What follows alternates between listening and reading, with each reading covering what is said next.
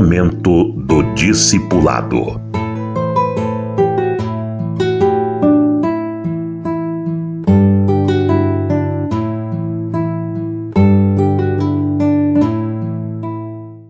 Aprendendo com Moisés a interceder pelo seu povo, pelos que do seu povo pecam. E vamos lembrar dessa história lá em Números 16. O livro de Números é um livro de história da maior parte do tempo transcorrido no deserto, desde o Sinai até a entrada da Terra Prometida. É uma história reduzida, resumida, porque a maior parte daquilo que aconteceu, Deus não considerou digno de registro. Mas alguns pontos são importantes e ficaram registrados. Por exemplo, quando os momentos de rebeldia tomaram lugar. Primeiro foi a Miriam, que falou mal do Moisés, e levou o Arão com ela a criticarem o Moisés. Os levitas e outros aproveitaram o ensejo para se rebelar também. E Deus sempre defendia os seus escolhidos, os líderes, Moisés e Arão. E no capítulo 16 nós vemos uma praga. Diz no versículo 35 que procedente do Senhor saiu fogo e consumiu os 250 homens que ofereciam o incenso. Ali se juntaram levitas que estavam com inveja dos sacerdotes e queriam fazer o serviço dos sacerdotes. Era como hoje na igreja, pessoas querem ter a liderança do pastor, ou como pastor, ou fala grosso com o pastor. Eles não foram chamados para pastorear, e na verdade não pastoreiam ninguém. Mas como são velhos na igreja, antigos, experientes, eles acham que precisam ter o mesmo status do pastor, ou coisa parecida. Eles se juntaram, os levitas, que ansiavam ter o mesmo status dos sacerdotes. Esse é o problema da democracia. Numa democracia todos querem ser iguais e querem criticar os líderes. Eles se juntaram com os outros descendentes de Rúben, a tribo primogênita, que aos olhos de Deus já tinha deixado de ser primogênita. A primogenitura passou para o José, e do José o primogênito era o Manassés, mas passou para Efraim a primogenitura. Mas o Rúben, a tribo de Rúben, o Rúben já tinha morrido, mas os descendentes dele ainda achavam que eram os tais e que precisavam ser respeitados como importantes ali. Aproveitaram a revolta dos levitas e se juntaram. Então eram o Coré, levita, ou Corá, e os descendentes de Rúben, Datã e Abirão, que reuniram os líderes do povo, 250 homens representantes da liderança do povo, e encurralaram Moisés. Ô Moisés, você está se engrandecendo demais, você quer ser ditador. Aqui no povo todo mundo manda. E então chegou, vamos ter que distribuir esses direitos e privilégios que você tem, alguns sacerdotes têm. Nós vamos fazer um conselho aqui, uma assembleia, vamos tratar democraticamente a coisa. Nós vamos ter que ser ouvidos também, nós vamos mandar também, não é só você que vai mandar, não. Foi mais ou menos assim que aquilo aconteceu. Eu chamo uma revolta democrática.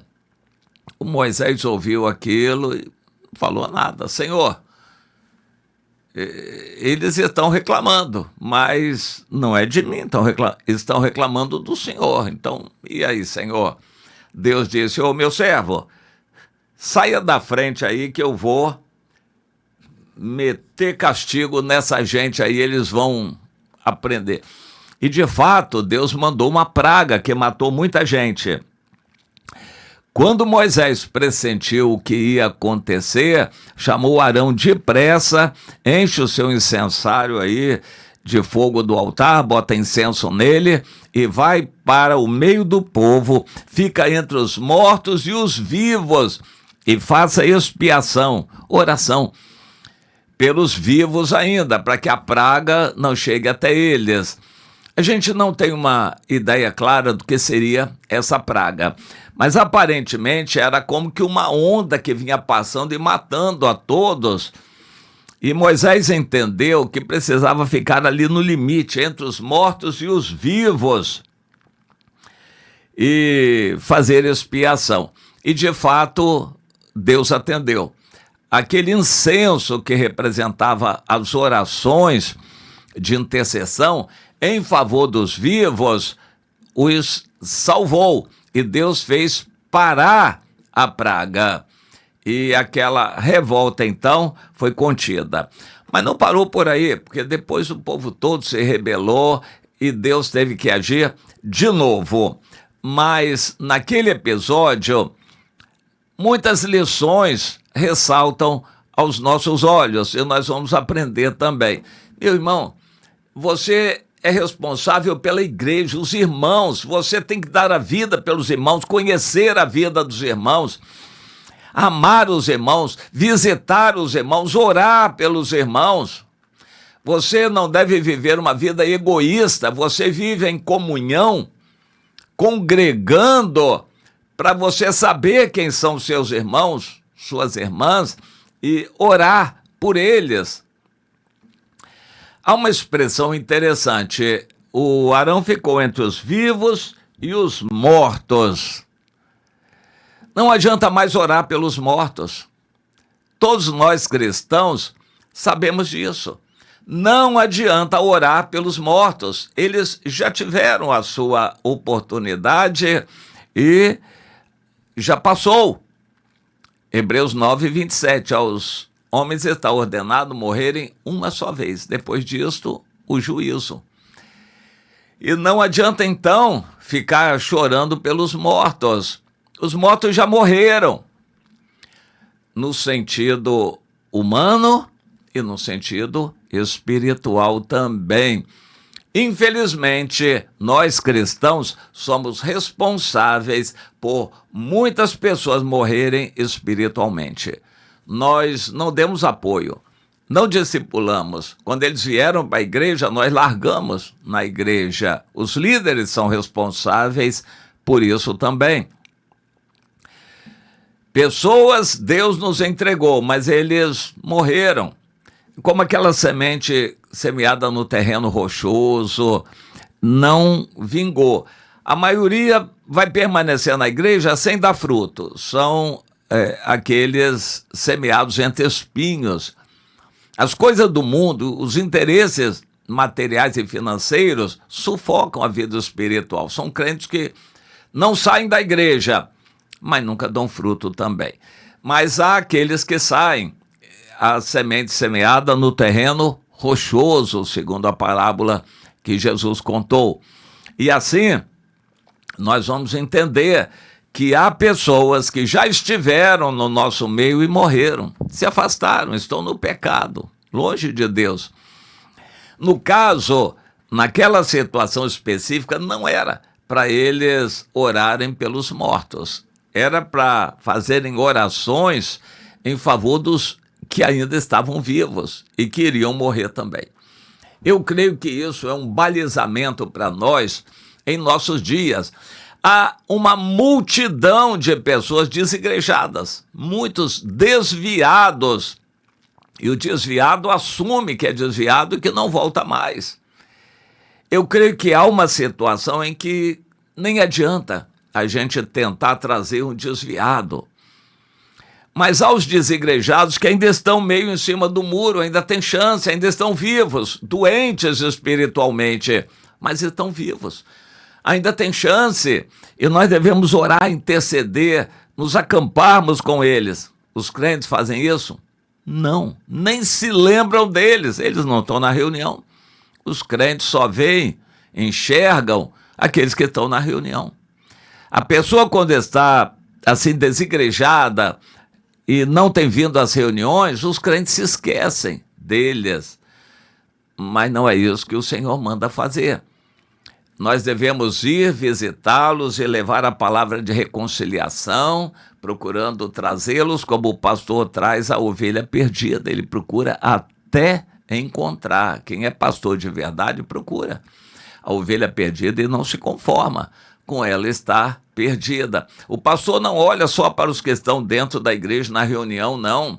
O pastor conhece e cuida de todos, mesmo aqueles que não estão ali presentes na reunião. Ele vai buscar. Mas esse espírito de pastor é para estar no coração de todos os crentes. Infelizmente não está, mas era para estar. Todos os crentes são responsáveis pelos seus irmãos que estão se perdendo.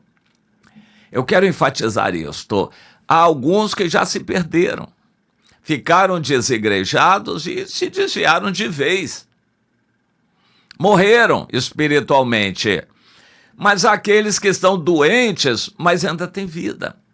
Vale a pena orar por eles, visitar, esperar, interceder a Deus por eles, ajudá-los, ir buscá-los, para que não se percam também. E principalmente fazer expiação, oração, intercessão, pelos que estão dentro da igreja, mas que já estão morrendo também. É uma quantidade imensa de crentes que estão passando fome espiritual assistindo às reuniões da igreja. Eles estão dentro da igreja, mas sem força, estão doentes espiritualmente, já prestes a sair também. Entre os vivos e os mortos, faça expiação pelos vivos. Meu irmão, acorde, todos os irmãos da igreja com quem você congrega, é responsabilidade sua orar por eles, interceder, visitar, procurar, saber, acompanhar. Fique entre os vivos e os mortos para tentar salvar os vivos que estão doentes e estão indo para morrer também. Você entende essa situação? Então, pratique.